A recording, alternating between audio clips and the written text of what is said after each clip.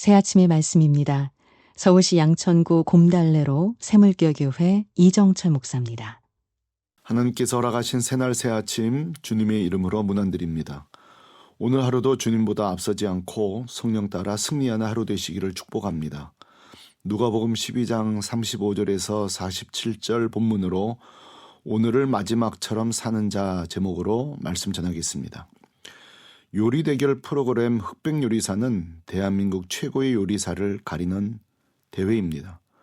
첫 방송에 동시 시청자만 600만 명이 몰릴 정도로 큰 인기를 끌었습니다. 월드컵도 아닌데 왜 이렇게 열광할까요? 유심히 보니 한식, 일식, 양식, 퓨전 요리 등 전국에서 가장 유명한 100명의 요리사들이 참여하여 1대1 요리 시합, 팀 요리 시합, 2인 1조 시합 등 그야말로 생존을 위한 전쟁 같은 방식으로 재밌게 시합을 하기 때문입니다. 그런데 참가자 중 가장 제게 인상을 준 요리사는 단연 최고령의 후덕죽 셰프입니다. 78세 고령임에도 30에서 40살 차이 나는 젊은 요리사들과 여전히 열정 넘치게 시합을 하고 지금도 여전히 한 대형 호텔의 현역 요리사입니다. 그리고 그는 마침내 젊고 유능한 100명의 요리사들을 다 물리치고 마지막 3인에 올라가는 저력을 발휘했습니다. 심사위원은 그의 요리를 시식하며 이렇게 말합니다. 요리만 먹어보면 이것이 과연 젊은 요리사의 음식인지 78세의 요리사의 음식인지 분간할 수 없을 정도로 창의적이라고 말입니다. 모든 시합이 끝난 후 후덕죽 셰프에 대한 멋진 후일담이 전해지는데 그를 선수로 섭외하는 일이 어려웠다고 합니다. 왜냐하면 사실 모든 셰프들의 스승의 스승격인 분이기 때문입니다. 오히려 심사위원을 하셔야 할 분을 대회 참가자로 섭외한 셈이기 때문입니다. 그러나 후덕죽 셰프는 참가를 허락하며 다음과 같이 말했다고 합니다.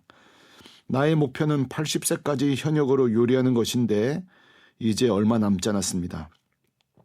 그리고 오늘 내가 하는 요리가 내 인생의 마지막 요리라는 심정으로 젊은 사람들과 한번 최선을 다해 겨뤄보겠습니다. 이것은 사실 후덕죽 셰프의 좌우명이기도 합니다.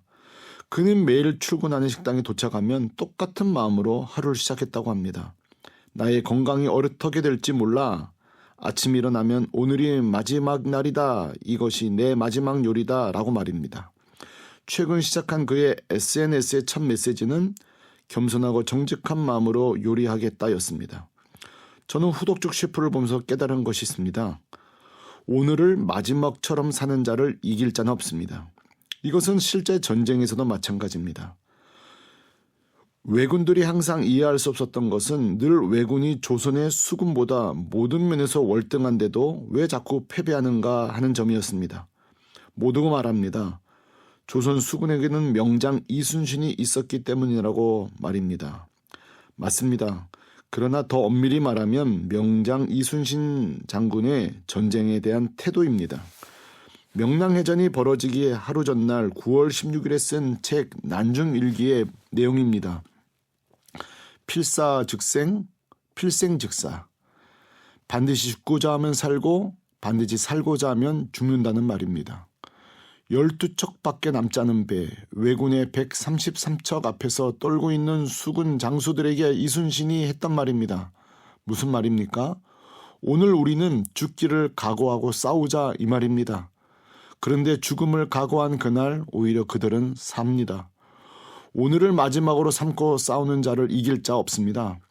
삼국지를 읽을 때도 최고 명장면 중 하나는 조조와 장비의 장판교 전투입니다. 조조는 그 무서운 부대에 호랑이와 표범 같다 하여 포효기 부대를 데리고 장비를 마주합니다. 이미 전세는 기울어졌고 조조가 명령만 내리면 장비를 칠 수 있는 상황입니다. 이때 장비는 떨고 있는 병사들을 뒤로하고 홀로 다리 위에 서서 이렇게 말합니다. 나 연암 장인덕을 넘어서지 않고는 내 땅을 밟을 수 없다라고 말입니다. 물론 장비도 승산이 없다는 것을 알고 있었습니다. 이때 조조는 퇴각하라는 의의 명령을 내립니다. 죽기를 각오하고 싸우는 자를 이길 수 없다고 하며 그 호기와 용맹에 찬사를 보냅니다. 그러고 보면 고대 전투에는 이런 낭만이 있었나 봅니다. 동일합니다.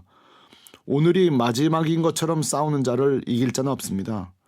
우리 주변에도 오늘이 마치 마지막인 것처럼 사는 믿음의 사람들이 있습니다. 청교도 목회자 리처드 백스터는 누구보다 하나님으로부터 은혜와 은사, 영적 능력을 받았지만 평생 몸이 약해 늘 죽음의 문턱을 넘나들며 사역했습니다. 그런데 그렇게 불편한 몸으로도 강대상에 올라가면 항상 영감 있고 능력 있는 설교를 토해냈습니다. 성경 공부를 인도를 시작하면 힘있게 가르쳤습니다. 그의 글에는 항상 권위가 있었습니다. 모든 것이 연약했음에도 불구하고 건강한 자보다 더 능력 있게 사역할 수 있었던 이유는 무엇입니까? 그는 자주 이렇게 고백했습니다.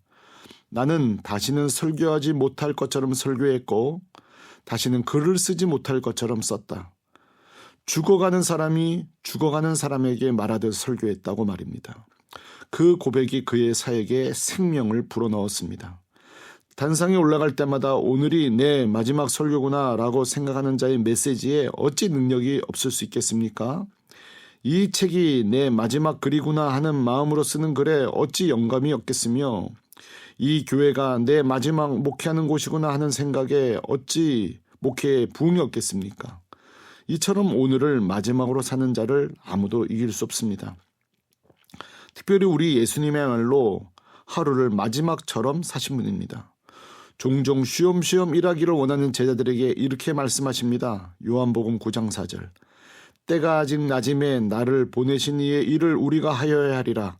밤이 오리니 그때는 아무 일도 할 수 없느니라. 아멘. 일할 수 없는 밤이 올 것을 늘 경계하며 마지막처럼 하루를 사셨습니다. 사람의 환호와 열광 속에서도 마가복음 1장 38절.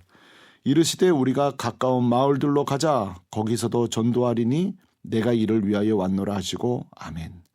이 말은 예수님이 분주하고 여유가 없으셨다는 뜻이 아닙니다.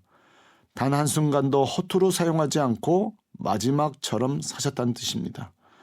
요한복음 12장 23절 예수께서 대답하여 이르시되 인자가 영광을 얻을 때가 왔도다. 아멘.